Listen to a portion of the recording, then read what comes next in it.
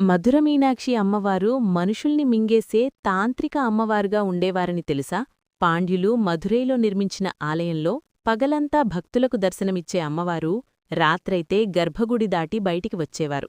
అలా బయటికి వచ్చిన అమ్మవారు తమసుగుణంతో దొరికిన వాళ్ళని దొరికినట్టే మింగేసేవారు. పాండ్యరాజులు పండితులని పిలిపించి యజ్ఞాలు, హోమాలు చేశారు. కాని ఉపయోగంలేదు.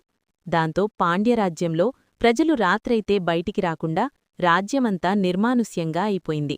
ఒకరోజు ఆదిశంకరాచార్యులు పాండ్యరాజ్యం రావడంతో ఆ రాజు తన అంతఃపురానికి భోజనానికి ఆహ్వానిస్తాడు. భోజనం అయిపోయిన తర్వాత, స్వామీ, మా రాజ్యంలో అమ్మవారు రాత్రిపూట సంచరిస్తూ ఉంటారు. దొరికిన వాళ్లని దొరికినట్టే మింగేస్తారు.